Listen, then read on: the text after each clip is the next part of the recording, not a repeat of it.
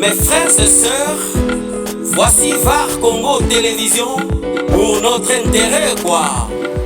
VAR Congo TV, la télévision qui fait la guerre au mensonge. VAR Congo Télévision. VAR Congo TV, ah ouais. la télévision qui fait la guerre au mensonge. Messieurs et dames, différents abonnés à VAR Congo Télévision, Tobenga Abino Bavarois, na Bavaroise, Mbote, Nabino, ici Ganyon Soboza, Kolanda Biso. Na cadre toujours, il y a émission, Nabino, il y a découverte. Programme, il y a VAR Congo Télévision et permettre à Biso Nabino, Toé Bamakasi, Bamilier, Devi Nabiso. Alors, on a Konalelo, nous avons vraiment un grand périple, tout ça là. Aussi qu'on a Zali, Babenga Kango, place Sainte-Thérèse. Nous avons bon la commune en Djili. Pourquoi Babenga Sainte-Thérèse?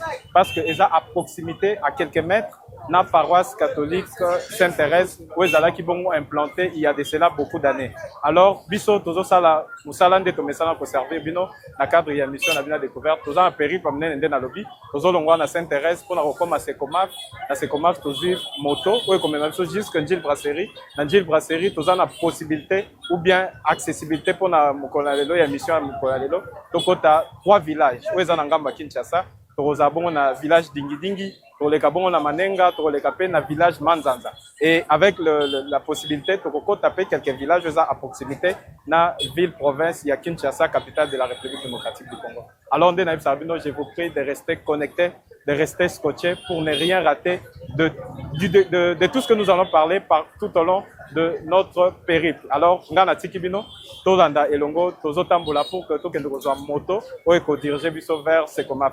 À tout à l'heure, je vous prie de rester connectés. Merci. Mes frères et sœurs, voici VAR Congo Télévision pour notre intérêt quoi. VAR Congo TV, la télévision qui fait la guerre au mensonge. VAR Congo Télévision. VAR Congo TV, ah ouais. la télévision qui fait la guerre au mensonge. VAR Congo Télévision, elle est là pour nous informer, pour nous égayer, mais pourquoi pas pour nous détendre. VAR Congo TV, la télévision qui fait la guerre au mensonge. La télé number 1. VAR Congo TV, la télévision qui fait la guerre au mensonge. Toyena makambo sika na VAR Congo TV. Ba émission to memeli bino kaka oyo bino bolela. Émission to yebe pa ito uta ama. Chronique musicale plus analyse et puis découverte. VAR Congo TV, number 1 et to l'élié. VAR Congo TV, la télévision qui fait la guerre au mensonge. Elle veut que la vérité. VAR Congo.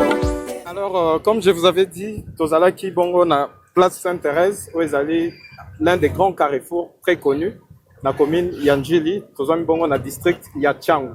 Et présentement, nous sommes en route vers Gilles Brasserie. Gilles Brasserie, où est normalement situé dans la commune Ontele, bien que peu le savent.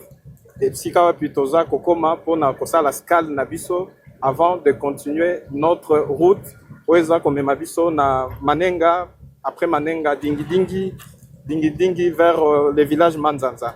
Denabisa Kibino pour ce que vous pourrez peut-être retenir dans un premier temps concernant le quartier Gilles Brasserie ou encore cette contrée. Et Zabongo situé dans la partie est de la ville de Kinshasa. Alors pourquoi le nom de Gilles Brasserie? Gilles Brasserie est comme na brasserie à l'époque à Kinshasa, Braliment. C'est l'une des entreprises qui existait depuis l'époque coloniale. Et pendant ces temps-là, ces années-là, Bocanavis est dirigé par les Belges. Donc, bien à il y avait un quartier, disons, Bralimé Bandaki qui existait dans le quartier Wana à l'époque. Les temps le découpage territorial, Komboana et Tikalakaka, Gilles Brasserie, bien que l'entreprise en question n'existe plus de nos jours. Alors, Denabi est situé bongo non loin de l'aéroport international de Djili. Ils ont pu traverser naba axe secondaire où ils ont relire commune ya Massina na commune ya Kimbanteke. Alors aujourd'hui, Batebele ba yebi vraiment historique, il y a Gilles Brasserie, Ndenge Zalaka, pourquoi on a Gilles Brasserie.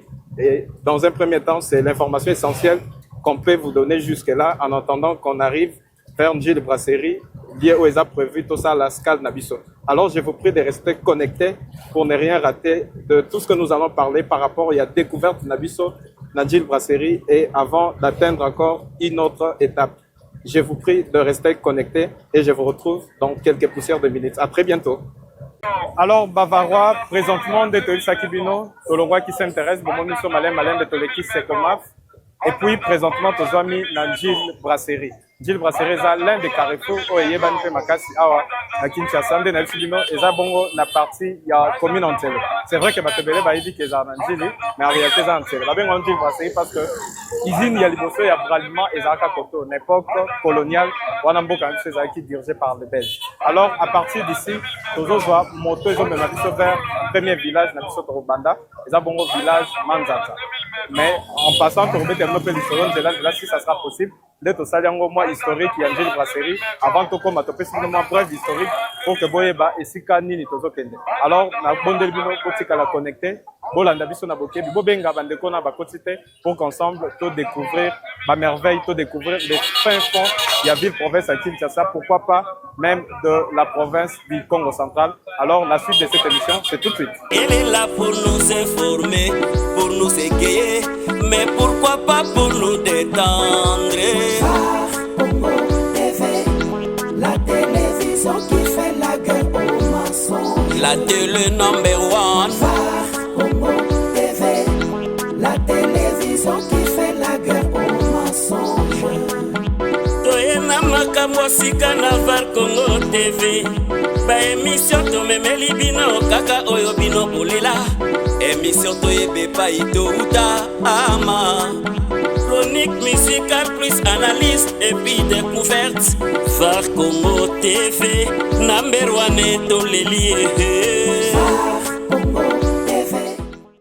Chers Varois, chers Varoises, Toyibisa Kibino, Malem be périple na biso ezali molai, mais tokosala bascale na quelques villages, un peu pour na kosolola na population kotala ba réalité ya vie sociale ndenge ezali awa parce que toza toujours na Kinshasa, capitale de la République démocratique du Congo. Alors présentement tozwami na quartier Matedimando. Matedimando est l'un des quartiers na village Manzanza. Hein, et ça juste à quelques mètres, ce qu'on tient Gilles Brasserie pour enfoncer vers le début. Et pas wapi, tokuta na pena bakonzi, il y a quartier autokuti, pour solana bango, pour que to solola un peu sur les différentes conditions sociales de la population y a côté oyo. Alors bolande na bokebi elongo moko na biso to solola pena bakonzi, to yoka o bango pe ba loba makanisi na bango par rapport ya quartier. Par rapport, il y a village Manzanza. Voilà, je vous avais dit que toza plutôt na village Manzanza et pas wapi to commune na bureau du quartier. To sola muke na ba konzio to kuti awa, bangonde bazo kamba village, bangonde bazo kamba quartier oyo. Alors sans plus tarder, je m'en vais échanger avec le chef qu'on a trouvé sur place. Bonjour monsieur. Bonjour. Pour na bandeko yo bazota la yo ba ebiote, kombo nini okoko pesa bango pour expliquer biso toza wapi précisément. Bon, kombo nangai, monsieur Lembandonga la marque Lemsia.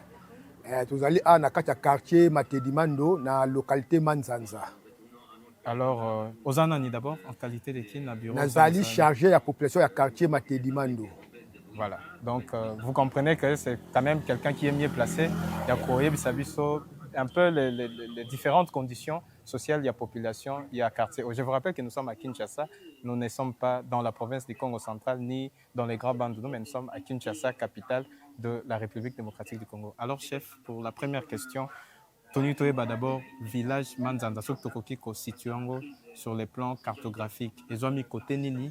Et puis, est-ce que peut-être bande comme ça batala nante bakoma nante bazo penser peut-être eza na Congo central yo ko ibsa bango ni batona ba ebi Manzanza pe. Bon, Manzanza ezali na commune Ansele. Ezali toujours na quartier Matedimando, ville de Kinshasa.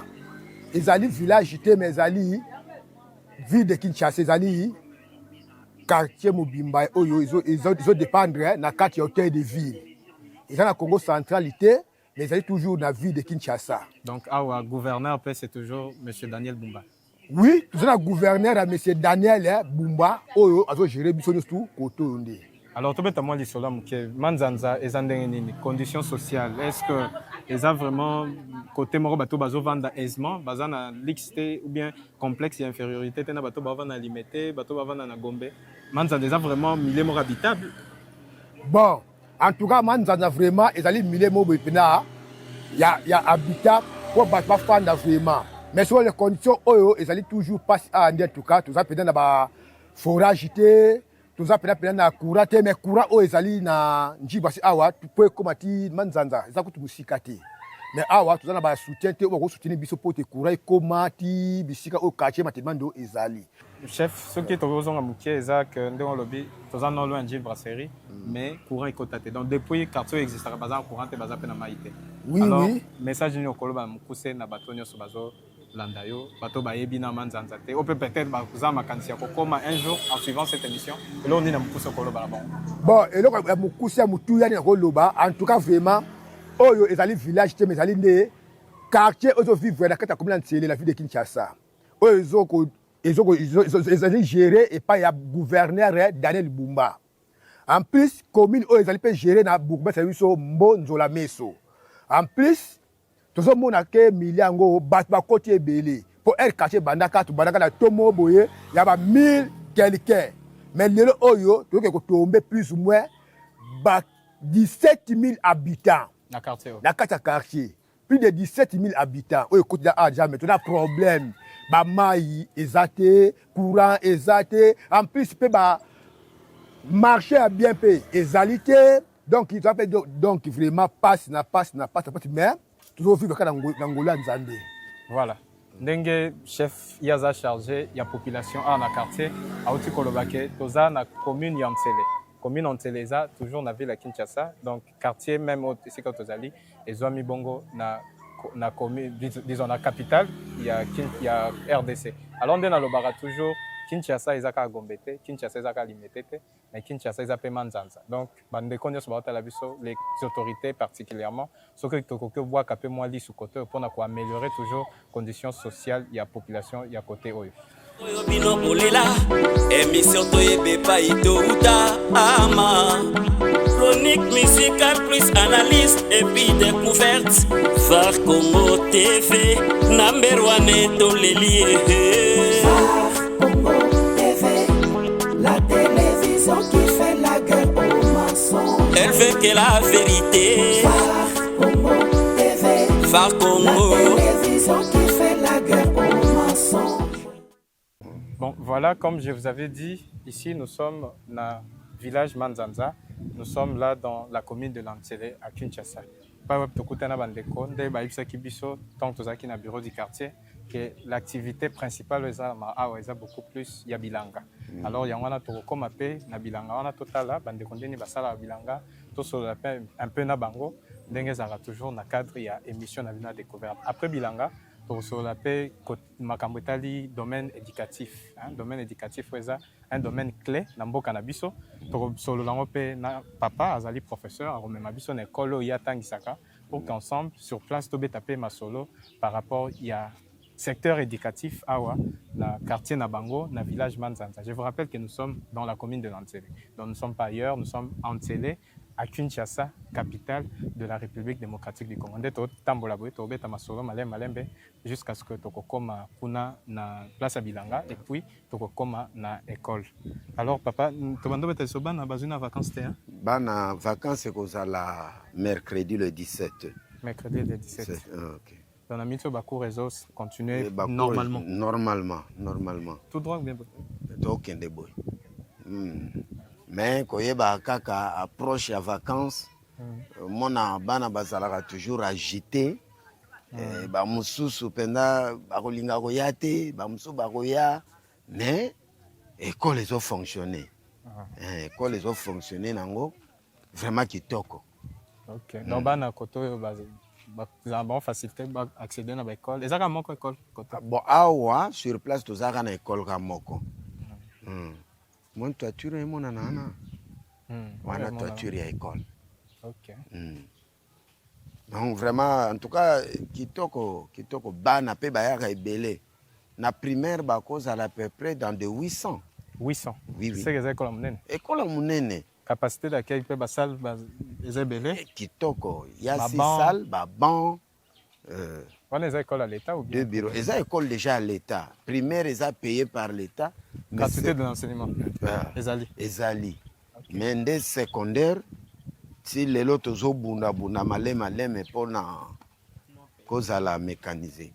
Ils ont déjà mécanisé mais non budgétisé. Secondaire, ils ont noté. Babilanga pe nzelo kaka. Bilanga pe kanzelo, tout le monde a bilanga. Tout au long ya maya njili wana nyonso. Eza kaka babilanga na bilanga. Malheureusement, monika problème oyo. Et chercher la population à Zakoloba. Sotali na bamir, tala, la suspension. Banda déjà bien équipé. Au moins, ils ont 2 couleurs. Oyo musus, oyo pe ya musus. 2 services différents. 2 services différents. Biloko aboy. Vraiment, côté la population mal à l'aise. Bon, là, on a été à Makamu, il y a l'État, na bato à Mabele, école yangoyo. C'est toi dans une école? Ouais, Toko banda na biso na école après to kiti awa na ba jardin. OK. Ah, école na moni même ba kondina ba yete hein? Nante na mon primaire lelo batangité. Mais biso na après-midi toko zal. Combo école ne. Na primaire eza EP3 Makonda. EP3 Makonda. EP3 Makonda. Mais na biso na secondaire eza Institut Révérend Pasteur Mbungu. Voilà, les Varois toza a sikoyo na Institut Révérend Pasteur Mbungu na EP3 Makonda. Okay. Donc c'est-à-dire na avant midi, on est niveau primaire, les acabons EP3 Makonda, c'est ça? Okay. Na après-midi des commis Révérend Pasteur Mbungu. Okay. Alors awa to mekape ko beta lisona papa ya za mieux placé parce que atangi sa kana école ya ko beta la biso ndenge nini fonctionnement école ba difficulté nini ba kuta nango awa na école parce que à part à école mosu ezali à part à école mosu ezali non école moko o eza école moko de référence awa na manzanza alors tozo tambola pour que to beta lisolo le moment na papa. OK, voilà awa tozo oyo lobana oyo bureau ya école primaire EP3 Makonda bureau de direction yangoyo. Ils ont fermé. Ils ont fermé. Nan ba été. Donc ba en après-midi. Après-midi ils ont secondaire. Ah OK. Donc les lob on ba fongola. Primaire ba fongola. Lobby kak. OK. Ça les a wa il y a première primaire. Ils ont ko kangapé. Mais na ba fenêtre to kozwa image ya baban. Comme ça to va pousser na. Ba fenêtre za ndenga sima. Ndenga sima to baluka boy. Oyo ça il y a deuxième primaire. 3e, 4e, 5e et puis 6e. Wana bureau ya secondaire. OK, direction. Okay. Direction secondaire. Bon, pona komona baban lokola eza fermé, baban yangoyo. OK. Baban eza poubelle eza poubelle eza initiative ya école ya moko bien don boye. Bon, eza don po école yo ezalaki construit par Vision Mondiale. Okay. Pancarte Vision Mondiale eza na face wana kuna toko baluka to monango bango batu batongela biso école oyo. Eza na ba don ba pesa ki pour na école, pour na fonctionnement école. En plus de ça, eza na ba ONG muso yaka ba agent de l'état net ba député pe ba yaka po ba pesa ba don pour na école. Voilà, Bavarois, on a beau monde, toujours bon la salle de classe, ils ont fermé, il n'y a pas moyen d'accéder, mais toujours acceptons quand même des images. Pour bon monde, bah conditions ni bana batanga. Des papa bete sur le que bana bazay belé, mais moi na bah vendre na bande. Exactement, monsieur bah vendre même les sols, des à la bah place monsieur, mais ah ouais, bana baza vraiment na bande, bah vendre calmement. Bon, et là comme ça on a insisté pour na ko vendre ya bana, tellement que bana bazay belé. Par exemple, net na classe ya première. Baban ana ekokaka bango te baza au-delà ya 70 ou 80 na salle moko alors ezo senga vraiment moi renfort ya l'état pona kosunga biso même baban wana eza makambo ya l'état vraiment baban ezo koka salle de classe pe salle ya 6e primaire. 6e primaire. Na biso na secondaire eza salle ya 8e. Ok, donc on attend na msusu occupant l'après-midi bana msusu. Ok. Oyo nini catalogue hein? On peut dire ça. Le logo Makonda. École conventionnelle protestante Sebeko. Donc l'église à Sebeko est quelque part. Yango yo. L'église est là na katia. Na mboko église protestant ezate. Mais bango mutu ba ko ça na moni financement. Ezalai donc na nini to benga ngo conventionné protestante. OK. Financement ya vision mondiale. OK. École ezaki créé depuis année. Bon, école yo début nango ezalaki na 2006. Wana na 2006 primaire kaka. Secondaire ezala été na 2006 wana ngape nazala parmi les premiers pionniers autofongola école comme enseignant primaire. Toza ko tangisa kuna na église neyo to tcheba mwa ba mandalala po bana kaka batanga. Jusqu'à tel point kolela na biso vision mondiale aye ko sunga biso to sombi terrain oyo allez batongeli biso ndako yo. Ndako je crois à partir ya 2010 nde fonctionnement ya ndako e bandi tindenge ba classe longwa kuna e koma awa. Voilà. Siko ba difficulté ni beaucoup na vraiment awa par rapport au domaine éducatif. Est-ce que bana bazotanga malamu lokola bana msusu pe ndenge za rapport tozaka na Kinshasa ou bien différence ni les livres à côté beaucoup plus côté secteur éducatif. Bon, dans le secteur éducatif vraiment koko so mingi ezate côté kotanga ya bana puisque bana bazotanga normalement ndenge baninga muso bazotanga même programme makambo tout mais ba difficulté eyaka par exemple na primaire malgré bato ya primaire bazate na kokoka ko détailler yango te net na biso na secondaire eloko ya liboso balobi un travailleur doit bénéficier le pain de sa sueur. Alors, biso tozo travailler. Vraiment, l'État a mekakozwa biso en charge. Puisque nous sommes des parents. Nous avons aussi des enfants. Alors, tozo foute la paix bandak. Bamso bazana mapang, bamso bazana mapang te. Par exemple, biso toza ba locateur. À chaque fin de mois, ozo foute la lopang ya $50, lopang ya $30. Mais na fin du mois, ozo zoate. Tozo se contenter moi moke na moi motivation ya école. Et motivation ya ka ceux qui bana bazo futa régulièrement. Net na biso na niveau oyo misala malunga oyo ba parents ba kozala nango te à part bilan. Et puis bilan ngo ezala raté que du 1er au 31 ozo teka ozo zwambong. Ezala ba étape na ba étape saison na saison. Ceux qui ont sali malam au bénéficier pe malam. Mais ceux qui ont sali malamu te possibilité ya kosala ezate au monde qui repère sa passe na famille même na biso na école. C'est pourquoi l'État sunga biso vraiment ba mécaniser ba enseignant. To longwa vraiment na muhumu ya kozelaka na maboko ya ba parents. Eza malamu te tala école ya munena boy, école ya l'État. Voilà, merci beaucoup papa. Alors ndenge tolobaka toujours tokolemba te koloba. Biso tozavar Congo Télévision au-delà découverte tozarape na côté pédagogique pour na kolakisa bino ndenge nini développement ezokena mboka biso. Papa utoloba na école awa batangisaka lokola gratuitement jusque là. C'est-à-dire bazo pesa matière o bango batangeli bafuti mbongo lelo baza ba responsable père de famille baza ko assumer ba responsabilité mususu. Mais jusque là l'État a futara bango te. C'est-à-dire baza non mécanisé. Mais batangisaka régulièrement lokola ba professeur mususu pe na ba côté mususu. Alors to lancer appel na ministère il y a enseignement primaire na niveau AC ou comment les nouvelles citoyenneté. Ce qui vraiment bakoki kotala de ces côtés pour na ko améliorer pe ba conditions sociales. Il y a ba professeur awa tozwa mibongo na quartier Manzanza. Quartier Matedimando. Voilà, quartier Matedimando, dans le village il y a Manzanza.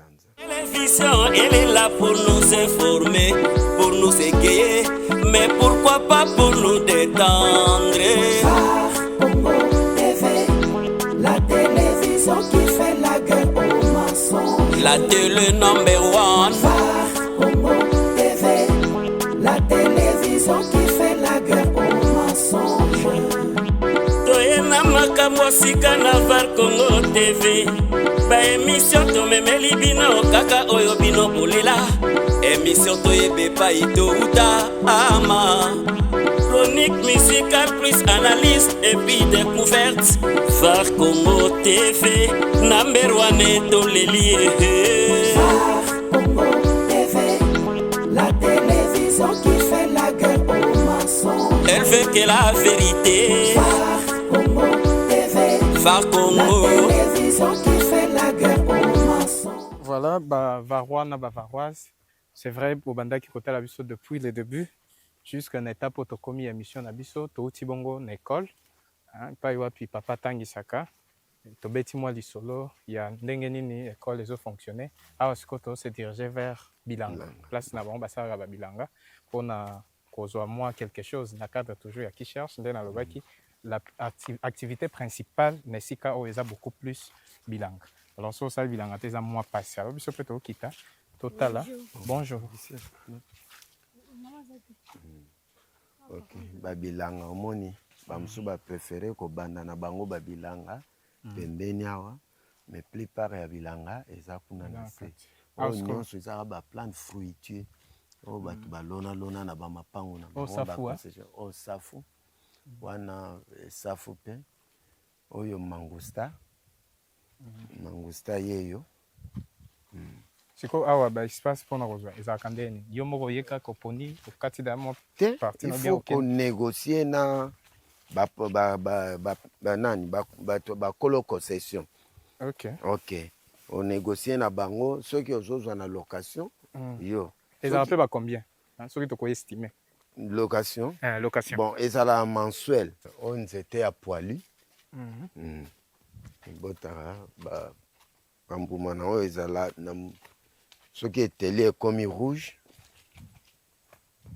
wana nde babuki siko baespace oyo nde tunai question mpona kozwa yango processus ezalaka ndeni yo mo oye kaka boye olobi ke non à partir awa ekomi yanga ou bien basala ndeni te wana il faut okutana na kolo concession nalingi nasala bilanga oluka nini oyo naluka place nasala bilanga soki na location bino soki contrat bino kaka nde mbo koyokana bacombien mpe ndeti location bon location ezala mensuel bon soki eza trimestriel kaka ndenge bokoyokana mais oza na idée te sur bafoot nde bafutaka bon en tout cas nayebi te nayebi te aubergine déjà ekomi na suka badéracine mpo baremplace oyo babwaka mosusu oyo nyonso oyo bamatiti ya pamba.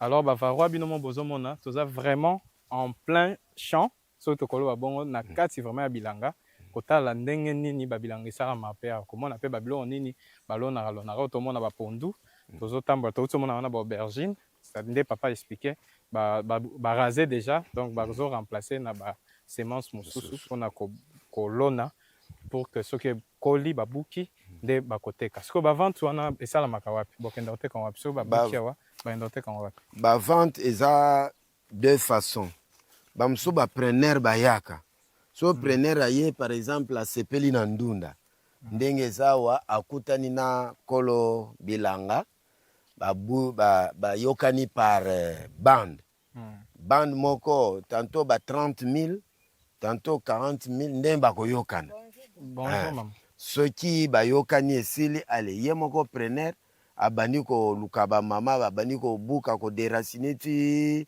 bakangi bakei nango ye moko ayebi kote akende oteka so yo moko kolobila olobi te ngai mwasi na ngai ayebi mosala oyo mwasi na yo akobanda kopikola nyonso bakangi ale bazwi occasion tantôt bateki na secomaf tantôt na kaka na njili brasserie tantôt bakei nango jigida bakoma ati zigida selon volonté na bango. Voilà ndenge vente esalemaka. Donc activité otoloba esungaka bandeko est-ce que à partir ya bilanga bandeko mpe bazwa possibilité ya kofuta ndaku kotangisa bana? Oui, très bien kosomba mpe lupango kaka na bilanga. Kaka na bilanga. Donc toloba ezala rentable. Ezala rentable. Oyo pilipili.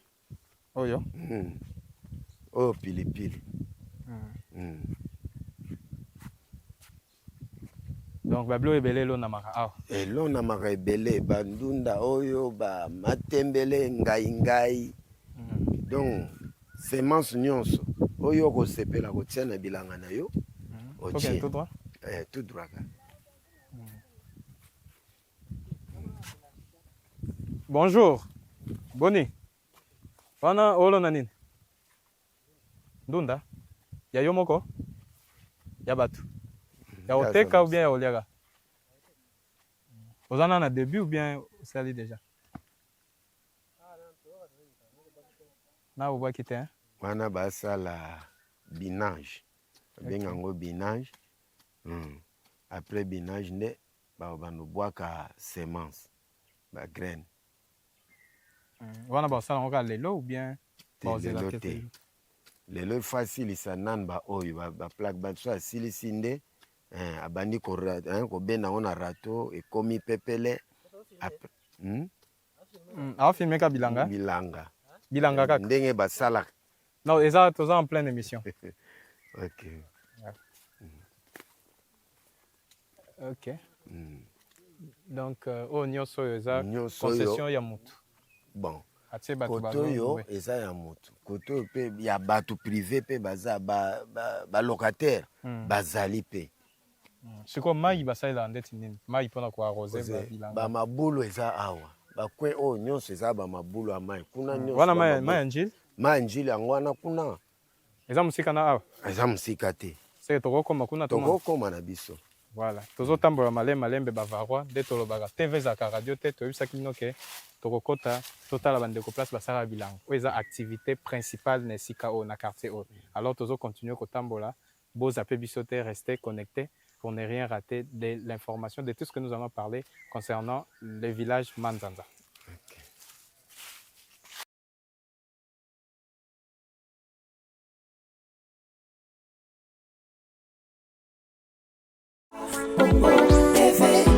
La télévision qui fait la guerre aux mensonges. La télé number one. Congo TV, la télévision qui fait la guerre aux mensonges. Toyena makambo sika na var Congo TV. Ba émission tomemeli bino kaka oyo bino bolela. Émission toyebe pa ito uta ama.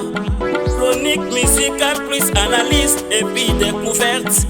Var Congo TV, number one etoleli.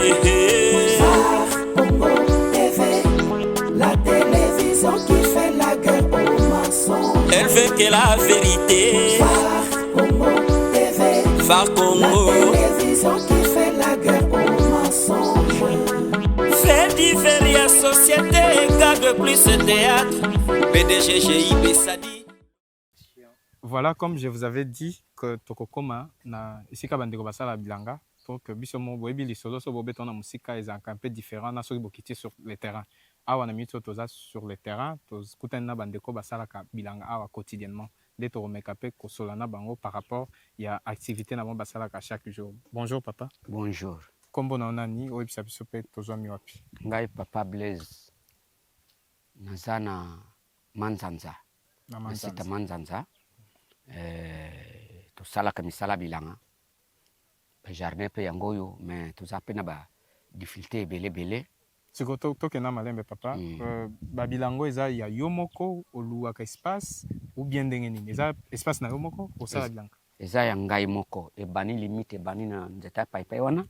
Ti esuki ba nzeta mbilo bozo mona oyo etandio nyonso eza ya ngai. Yo moko osalaka ou bien osedaka pe na bato mosusu baloué ou bien yo moko moto okipaka espace oyo? Bon, ngai moko moto na mokipaka na espace oyo mais mwana moko alelaki ngai ke non vraiment papa sunga ngai bon tala bana moye kotika bango bongo eza te so otiki ye osala pe mabe na sedaki moi espace oyo ozomona na bandunda donc partout eza ya mwana pour le reste limite eza awa boy ti boy nyonso eza ya ngai.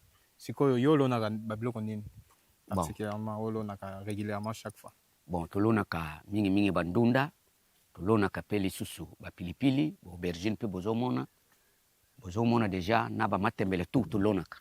wana bolona yango par saison boyebi ke saison eza ya ndunda tolona ndunda ou bien bolona kaka tika bolona pour que tolonaka à tout moment tolonaka à tout moment sikoyo ndeti saison eza saison nini na lero oyo bon na lero oyo mpe kolona nduna komba mbula freine ekopesa mpe bien aubergine mpe soit concombre ekosima nango très bien activité na bino ezalaka pena rentable donc mbongo ozwaka awa soki oloni obuki oketeka esungaka mpe ofuta ndako assume mpe baresponsabilité mosusu en tant que père de famille.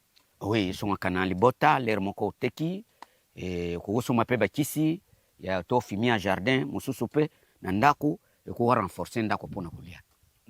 Donc nde papa lobi eza activité mo principale nalobaki on peut dès le début que bandeko ya koto yo vraiment bamisala ezaza te bausine nde bakote mosusu eza te donc activité clé principale na bango eza bongo bilanga sikoyo à part activité bilanga oza so na activité mosusu osala bon activité na nga mosusu natangisaka natangisaka na institut révérend pasteur mbongo oyo awa voilà donc école otouti wana nde papa ozana kuna nga naza directeur des études. Donc, papa est directeur des études. C'est pour dire que peut-être na centre-ville ya Kinshasa avant de dire que nonga na kokyo sa bilanga te tout comme on a un peu moins difficulté ko joindre des activités.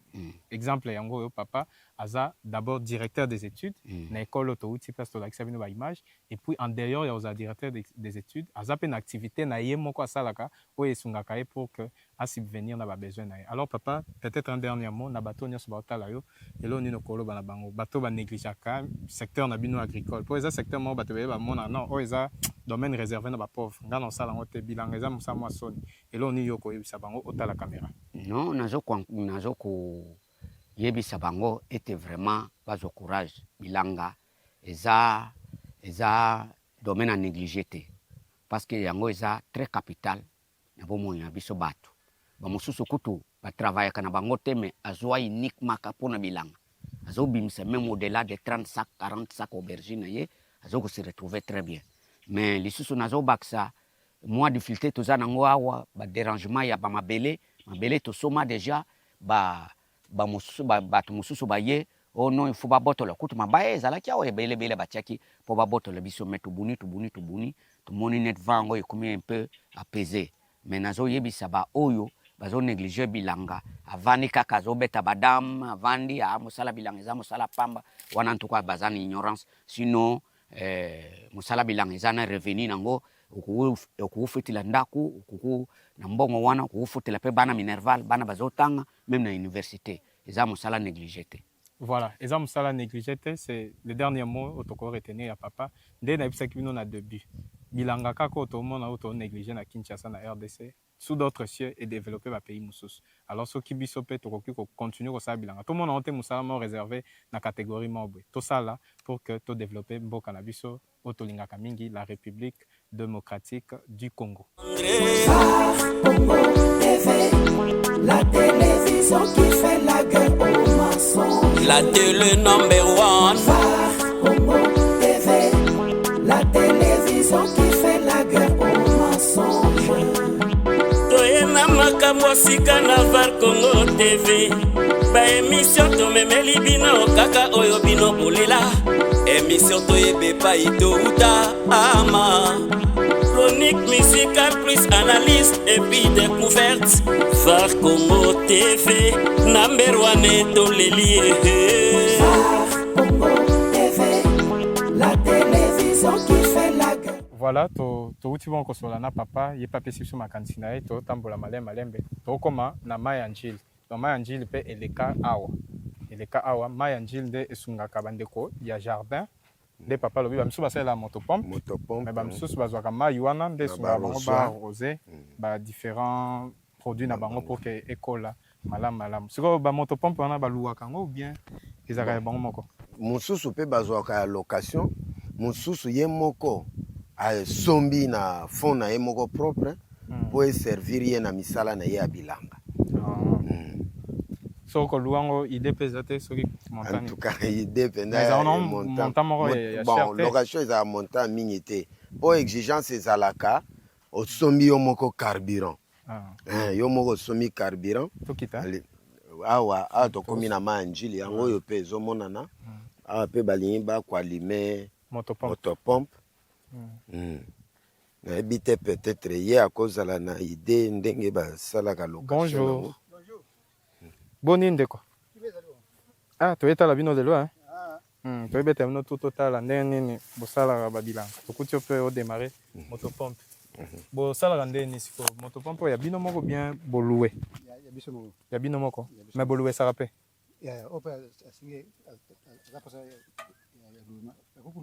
Wana ezalaka na mboka ou bien bozala musika? Bon. Awa na mboka. Ezalaka na mboka. Koluma boloué ça peut ba combien?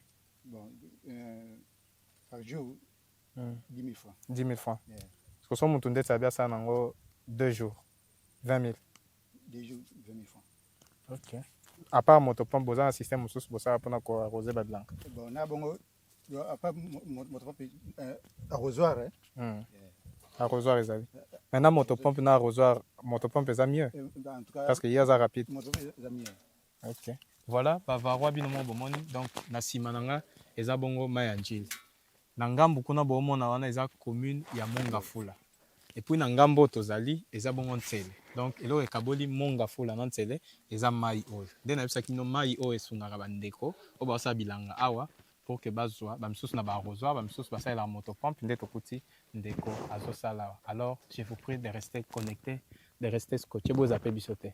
Parce que biso tomemela rabino la découverte intéressante ma place au bino au comité biso var Congo tokomaka pona kolakisa bino les vraies réalités ya mboka na biso ya Kinshasa, pourquoi pas ya ba ville na biso à la République démocratique du Congo. Okay. Bon papa to nto yeba pe to za na bilanga to moni bande konde ba sa bilanga mais to to na question est-ce que bopito eza koto esunga bande kwa soki moi ka ya maladie ba kende ko se faire soigner. OK, awa hôpital penza ezate même ba centre de santé ezali eza mibale moko eza na mwa katikati moko eza pe pembeni na biso wana mwa quelque part malgré eza net na mwa mopanzi po bokota kuna ekozwa mwa temps mosusu eza na suka kote bomata ngomba ya 30 juin avant bokita ngomba wana eza wana. Alors yango eza ka mibale eza net misato yango nde esungaka population en cas de maladie. Wana baka moko ya mike ou bien basala pe ba ndeti ba opération basalaka pe ba opération kobotisa ba vaccin wana pe bapesaka ezala pe ba combien soko ko estimer okenda déjà kuna mutu nyonso abelaka nasi nakenda na mwana nakenda na neve na ngai pe batretaka na bango ezala pe ba combien na traitement fiche examen. Bon, fiche ezalaka 5 000 na ba examen na tout ekokuta dans les 15 000 sans compter ba traitement na bango. Donc ba docteur vraiment bayaka on bien ba docteur bayaka en cas ya ba intervention ba bengi docteur aye ko sala msana ya après azongi. Voilà, okay. Bavarwa binomo boyoki donc esiko tozali na hôpital eza vraiment moi musika à tel point que vraiment kokoma kunate mais papa Pesibiso déjà aperçu général par rapport il y a hôpital na place ezali donc awa eza vraiment hôpital te nde hôpital des arabes côté mususu mais eza ba centre de santé eza mibale po esungaka population côté ba se faire soigner en cas d'un problème sanitaire donc nda Pesibiso eza na pe le quoi ba côté mususu na kine donc fiche 5 000 francs peut-être aux en a besoin il y a pour ça examen peut-être aux en besoin audience na médecin ba médecin pe bazali ba spécialiste les akate ba infirmier donc na sens wana nde papa abeteli biso lisolo par rapport il y a côté sanitaire parce que tozaki na domaine agricole to l'équipe on a domaine éducatif du pas to moni to kenda même école to beti lisolo mukie comment école wana fonctionnaka et puis du côté sanitaire papa peut simplement aperçu général que bazaka na 2 centres de santé. Donc c'est pour nous l'occasion de lancer plutôt appel na bande qu'on a vu sur la diaspora même bande comme ça bazo lukaba investir yangwana domaine mususu ya santé. Donc ce koyé peut-être oza mutumoko spécialiste na domaine olingo implanter centre de santé ou bien hôpital ya munene en tout cas ekozala la bienvenue ekosunga pe bandeko ebele na isika o. Voilà bavarwa oyo bakabeli biso bakabeli équipe na bino technique qui était sur place lelo na mkona lelo pona ko sa découverte awa na village Manzanza. Alors oyo za cadeau ba pesi biso spécifiquement topesi merci na ndeko apesi biso oyo touti tosala na interview tosololi mwa moke concernant domaine na bango oyo biso tokende kolia topesi bino mbote bato batika na kine na centre ville topesi bino mbote ekoma kuna te oyo esuka mamba bilanga esuka na bilanga merci. Voilà, comme je vous avais dit, nous sommes toujours au quartier Matedi Mando. Voilà, là nous sommes dans la commune de Lancelé et nous sommes encore avec une autre autorité avec qui nous allons essayer un peu d'échanger par rapport à conditions toujours sociales, il y a population à côté. Bonjour chef. Bonjour papa. Alors on vous appelle comment? Mon nom c'est Emmanuel Manomakani. Ndeko Emmanuel. Bato ba yebiote bakoki ko yeba on a casquette. Bon, je suis le secrétaire du bureau dans le bureau du quartier Matedi Mando. Voilà. Okoki ko expliquer biso d'abord nzela oyo esika tozali et mener vers wapi. Et puis, bandeko pour tout le monde a trafic et tout ça. Voilà. Na muku c'est ce que ko expliquer biso. Route oyo comme on a une route Senda. Route Senda. Route Senda et bandi na entrée à quartier. Entrée à quartier jusqu'à Naba Congo. Donc c'est le route principale où Memipé où est côté de quartier jusqu'à là-bas à Bas Congo. Si vous constatez il y a des motos qui passent là. Comme ce route à Bas Congo. Des autres qui sont là, Djili Brasserie, comme ce qui sont quartier. Alors, le trafic, c'est ça, vraiment des commerçants ou bien tout le monde centre-ville na Gombe. Oui. Ah, ce qu'on dit souvent, ils ont des transport personnel. Oui, ça là, ils ont des habitants dans le village Mandanza, jusqu'à Djili Brasserie, jusqu'à quartier 1.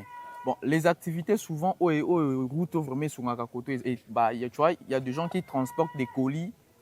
Parce que les quartiers agriculture ils ont trop mais makaba colis ba pondu il y a des mamans qui fabriquent même des chikwang ils ont mes mangoti na bon ils ont benga en ville quoi donc maman na bavanda à côté ba sala ba kwanga ba pondu ils ont kende bazo kende ba bimalongo vers kuna pour ba sala commerce na bango. Donc c'est un peu ça. Bon, oui, là-bas aussi il y a des gens qui viennent, c'est parce qu'il y a des parcelles visiter le terrain na bango. Donc route vraiment ils ont facilité un quartier au niveau où il y a bien. Donc les longs il y a nzela aussi qu'on comprend ils en état bien. Ils ont vraiment en état bien. Sauf qu'en entrée à quartier et baby mais au banda quartier 6, dans le quartier 6. Si Boignon sont déjà bien. Déjà bien. Ouais. Donc dans le Bikoto, la plupart des activités sont beaucoup plus agriculture. Agriculture, voilà. Agriculture, ils sont financés par l'État ou bien non. Ils ont population et c'est Debriaka. Il y a agriculture, mais ils sont non financés par l'État. Je pense que tu as comme appel place Bandeko ça be blanc. Ero tokuta bango. Voilà. Alors ndenge ndeko Emmanuel Utikoloba. La plupart des activités, disons, activités principales, beaucoup plus dans le secteur agricole. Le secteur agricole, dans la lobby, les lots, ils ont moins passé, attends à Kinshasa, capitale de Tozali, au Monake, Bandeko, Bazako, c'est donné beaucoup plus dans le secteur agricole. Tout ce qui est là, moi, classe, il y a société membre, classe sociale membre. Les lots sont ça, bilanga, babingo pauvre. Et pourtant, sous d'autres pays, et c'est développé kaka grâce à bilanga. La télévision qui fait la guerre aux mensonges. La télé number one. Congo TV, la télévision qui fait la guerre aux mensonges. Toyena makambo sika na Var Congo TV. Ba émission to memeli bino kaka oyo bino bolela. Émission to yebe pa ito uta ama. Chronique musicale plus analyse et puis découverte.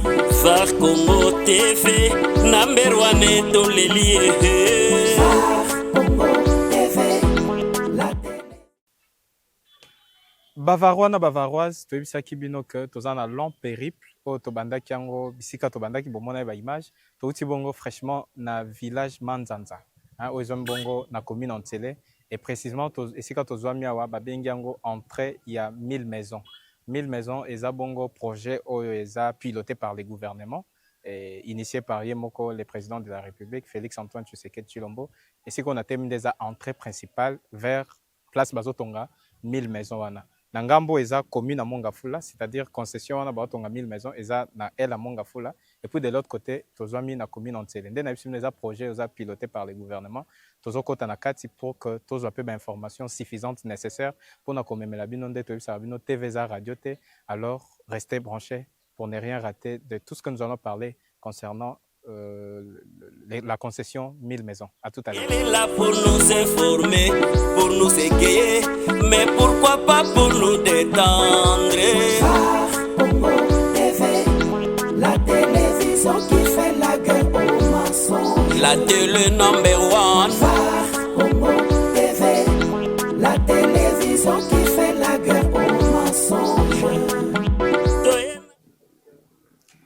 Très chers abonnés de Toyib Sagabino TV Zalaka Radio T, on vous avait promis que Toko Lobelape site Oyo, Ezako abrité construction, il y a 1000 logements sociaux.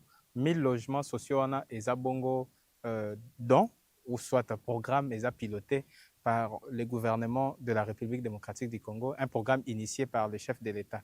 À Salakiango, on a but, il y a aider les sinistrés. Binomo boyebi na Kinshasa tokutana ki ampe na ba ka ebele ya ba catastrophe naturelle, ba inondation à pluie, ba incendie, ba msusu tilelo baza na place à kotia mutute, baza na place à kolala te. Dès na cadre on a gouvernement a pensé qui comment remédier à ces problèmes en attendant ce que ba solution durable zoama. Dès na cadre on a basala ki ba pilotaki projet oyo ba bandaki déjà eza bongo construction il y a 100 logements sociaux de la Lobaki.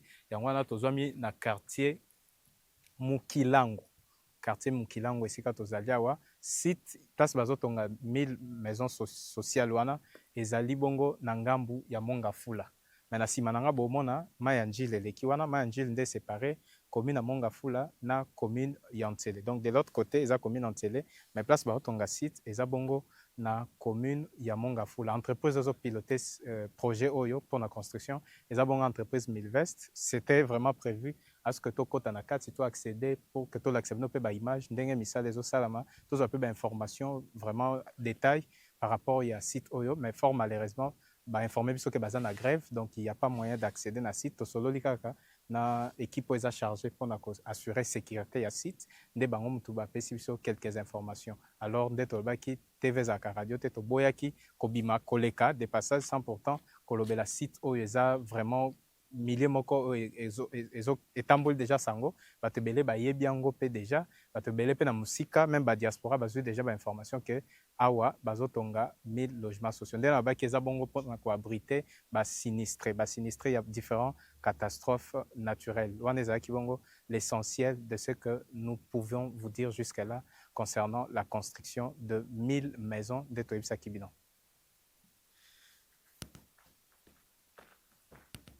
Pour nous informer, pour nous égayer, mais pourquoi pas pour nous détendre.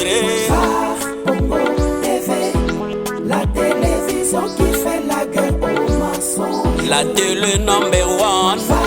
Congo TV, la télévision qui fait la guerre aux mensonges. Toyena makambo sika na var Congo TV. Ba émission to memeli bino kaka oyo bino bolela.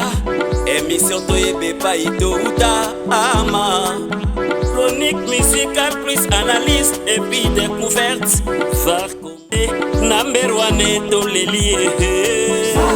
Congo TV, la télévision qui fait la guerre aux mensonges. Elle veut que la vérité. Congo TV, Var Congo, la télévision qui fait la guerre aux mensonges. fait divers société, gagne plus théâtre. PDG GIB Sadi, Longoniana Oyo Sali, Manchester Man, Isonio Sotondini, Peto Betelio Maboko. Congo TV, la télévision qui fait la guerre aux mensonges. La télé qui fait la guerre aux mensonges. Var Congo La TV. télévision qui fait la guerre aux mensonges. Var Congo Télévision, la seule télévision qui fait la guerre aux mensonges. Ah ouais.